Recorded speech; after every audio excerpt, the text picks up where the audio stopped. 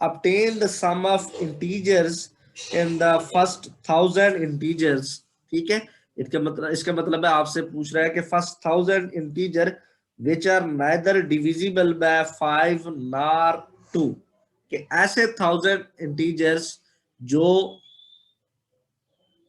ना तो आपके पास 5 पे डिवाइड हो ना आपके पास 2 पे हो। तो फर्स्ट आपके पास ये इंटीजर जो आ जाएगा बेटा 1 आएगा। क्यों? 1 एक ऐसा नंबर है ना आपके पास 2 पे डिवाइड होता है ना आपके पास 5 पे होता है। दूसरा नंबर आपके पास क्या आ जाएगा? 3 आ जाएगा। ठीक है, वो आपके पास आपको पता है किस पे डिवाइड होता है? ना 2 पे डिवाइड होता है ना 5 पे, इसलिए 4 नहीं सिलेक्ट कर सकते, वो आपने छोड़ दिया। इसी तरह आपके पास 5 नहीं कर सकते, 5 6 भी नहीं कर सकते, उसके बाद आप क्या कर सकते हैं? 7 सिलेक्ट करेंगे क्योंकि 7 is neither divisible by 5 nor 2। इसी तरह आप 8 नहीं कर सकते, 9 आप कर सकते हैं क्योंकि आपको पता है 9 जो है वो ना 2 पे डिवाइड होता है ना 5 पे डिवाइड होता है। इसी तरह आप देखें 10 नहीं कर सकते क्योंकि वो 2 पे और 5 दोनों पे होता है, इसलिए 11 सिलेक्ट करेंगे क्योंकि ना 2 पे डिवाइड होता है ना 5 पे होगा। इसी तरह आप देखें आपके पास क्या आ जाएगा, आप 12 नहीं कर सकते, 13 कर सकते हैं, 14 नहीं कर सकते, 15 नहीं कर सकते, 16 भी नहीं कर सकते, 17 आप कर सकते हैं, 18 नहीं कर सकते, 19 आप कर सकते हैं क्योंकि ये उस पर डिवाइड नहीं हो रहा। उसके बाद अगर मैं बात करूं 20 भी नहीं कर सकते, 21 कर सकते हैं आप। उसके बाद आप देखें तो आपके पास सर जी बेटा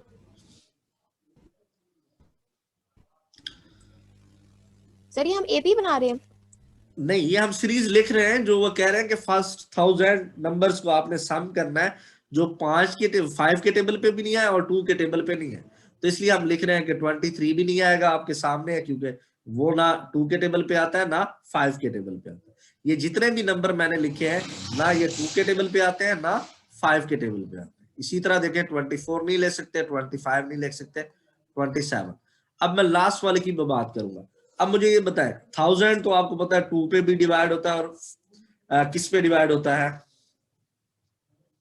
5 पे भी डिवाइड होता है। अब मैं बात कर रहा हूँ 1999 999। अब मुझे ये बताएं 999 जो है वो 2 के टेबल पे भी नहीं आता और 5 के भी नहीं आता।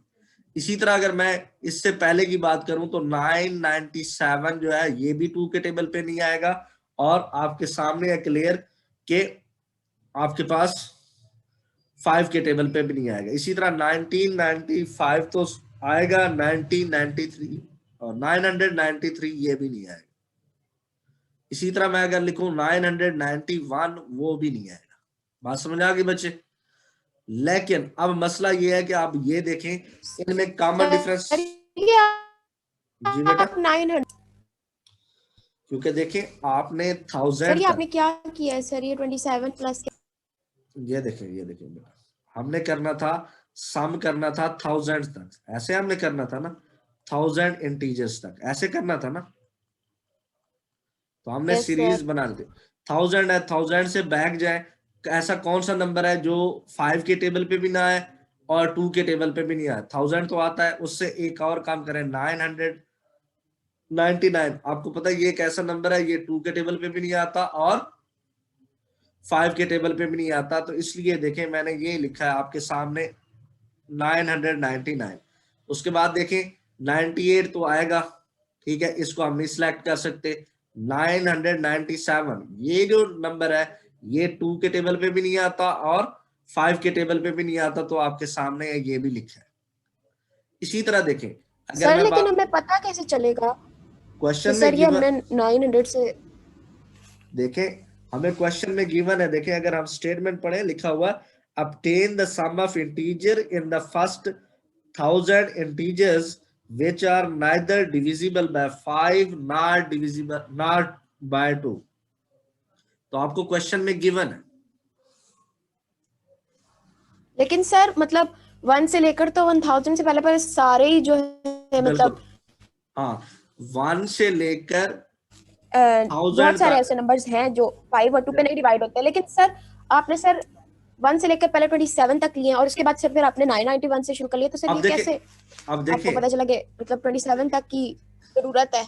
नहीं नहीं, ये तो मैंने वैसे लिखा है 27 तक जरूरत है। अभी मुझे नहीं आइडिया कि 27 तक, आगे आप लिखना चाहे तो वो भी लिख सकते हैं, ठीक है, लेकिन मैंने 27 तक लिखा है कि इतने नंबर हमारे लिए सफिशिएंट है।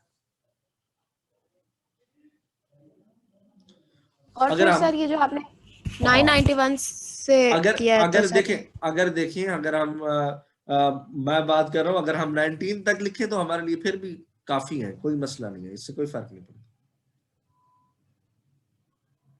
अगर हम इधर तक लिख लें, ये वाले नंबर मैं बात कर रहा हूँ जिनको अंडरलाइन कर रहा हूँ, यहां तक भी लिख लें तो हमारे लिए कोई मसला नहीं, हम तो सिर्फ पैटर्न देख रहे थे कि कैसे चल रहा है। बात समझ आ गई बच्चे? अब ये यस सीरीज सर। सीरीज लिखना समझ आ गई कि हम कैसे सीरीज लिखी है, कि हमने ऐसे नंबर लिखे हैं 1 से लेकर 1000 तक कि जो ना 2 के टेबल पे आते हैं ना 5 के टेबल पे आते हैं, क्योंकि पहले मैंने शुरू के कुछ नंबर लिखने हैं, फिर मैंने लास्ट में जो नंबर है वो लिखने हैं। लेकिन बच्चे मसला ये है कि आप देखें इन नंबर्स को कि इन सब का कॉमन डिफरेंस सेम है। No sir. तो हम क्या करेंगे, हम इस चीज को ओवरकम करने के लिए कि इसको सेट करेंगे, इसका कॉम्बिनेशन बनाएंगे। अब देखें अगर मैं आपके सामने फर्स्ट 4 टर्म्स को ऐड करूं तो क्या बनता है, इसमें थोड़ी सी आपको कॉमन सेंस यूज करनी पड़ेगी। तो सर इसमें आप फिर क्या ये 4 एन टर्म्स हाँ, नहीं नहीं, वाला बन जाएगा? हमने नहीं, हम तो सिर्फ 4 टर्म ऐड कर रहे हैं। हमने nth टर्म का कंसेप्ट इसलिए नहीं यूज कर सकते क्योंकि आपको डिजिट्स फाइनाइट है, आपको पता है कि ये 100 तक आपने जाना है, तो इसलिए हम nth टर्म आगे नहीं लिखेंगे अप टू 2n टर्म्स या अप टू 3n टर्म्स, वो इस वजह से नहीं लिख सकते क्योंकि हमें पता है कि हमारे पास ये जो नंबर है ये हमारे फाइनाइट है। हमें पता है कि तो इसमें सर इसमें हम ये कॉम्बिनेशन कंबाइंड टर्म्स इसलिए कर रहे हैं कि हमारे पास जो सीरीज बन जाए वो एपी बन जाए। इसी तरह ये आप ऐड करेंगे 21 प्लस 23 प्लस 27, अगली टर्म आपके पास 29 है, तो आप ये 4 टर्म्स ऐड कर रहे हैं। फिर आप देखेंगे जो आपके पास बनेगा, सीरीज बनेगी, वो आप ऑब्जर्व कर सकती हैं कि आपके पास वो कौन सी सीरीज बनेगी। अभी तो हमने ऐड नहीं किया, इनको ऐड करें 1 प्लस 3 प्लस 7 प्लस 9, क्या बनता है बेटा? 1 और 3 4, 4 और 7 11, 11 और 9 आपके पास क्या बन गया? 20 बन गया। इसी तरह देखें 11 और 13 क्या हो जाएगा? 24, 24 और 24 और 17 41, 41 और 19 कितना हो जाएगा आपके पास? 60। 60। ये आपने 60 लिख दिया। इसी तरह देखें आपके पास 21 और 23, ये होगा 44, 44 और 27, तो 44 और 27 आपके पास बन जाएगा 71, 71 और 29 आपके पास ये बन जाएगा 100। 100। ठीक है, अब लास्ट वाली 3 टर्म्स को ऐड करें, आपके पास वो क्या बनती है? सर इनको ये 3900 3900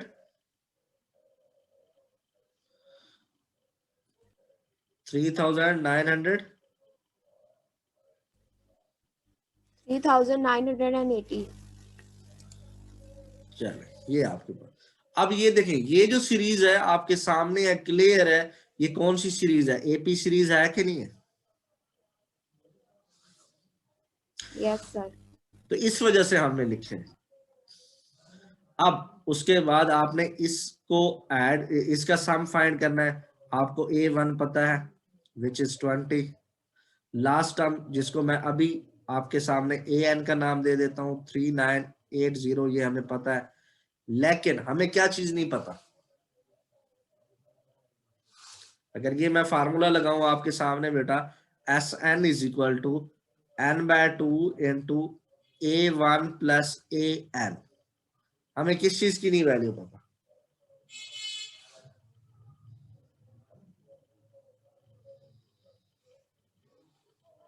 हाँ बच्चे, इस सर फार्मूले में इसमें देखें। हमें एन हाँ, हमें n की की वैल्यू वैल्यू नहीं पता, तो इसलिए हम लिखेंगे बेटा n is equal to question mark. n की वैल्यू नहीं पता तो आप क्या करेंगे सर हम बेटा, ये फार्मूला ही नहीं लगाएंगे, हम दूसरे वाला लगा लेंगे। हम इसको एक्सपैंड कर लेंगे। लेकिन नहीं, उसमें भी नहीं होगा। उसमें भी तो एन क्या होगा, तो हम क्या करेंगे, यस सर, इस उसमें भी ए नहीं पता। एन को एक्सपैंड कर लेंगे। तो क्या आ जाएगा, A1 plus n minus 1 into d. ठीक है बेटा, इज इक्वल टू क्या आ जाएगा 3980। ठीक है बेटा, अब A1 हमारे पास पता है हमें क्या है, हमारे पास 20 है, वो हमने वैल्यू पुट कर दी, plus n minus 1 as it is. D की वैल्यू हम अभी निकाल लेते हैं, हमारे पास डी जो है वो क्या आ जाएगा 60 minus 20 which is equal to 40। ठीक है बेटा, तो ये हमने 40 लिख लिया, इज इक्वल टू 3980। 20 उधर जाके क्या होगा बेटा, सब्ट्रैक्ट, तो ये 3980 माइनस क्या आ जाएगा 20, तो ये n minus 1 into 40 which is equal to 3960। 6 हाँ, तो n माइनस 1 ये 40 पे डिवाइड करें बेटा, क्या आता है 99 99। तो n इज इक्वल टू आपके पास क्या आ जाएगा बेटा 100। 100। ठीक है बच्चे, तो n की वैल्यू हमने ऐसे कैलकुलेट करनी है। अब देखें, n की वैल्यू 100 पुट कर दें, अब ये 100/2 हो गया बेटा। A1 हमारे पास 20 है और AN हमें पता है वो क्या है बेटा 3980, ये आपने पुट कर दिया। अब ये 5 आ गया बच्चे, N2 ये आपके पास क्या हो जाएगा 20 प्लस इनको ऐड करो, क्या आएगा 4000। 4000। 4000 को 5 के साथ करेंगे तो 27,000।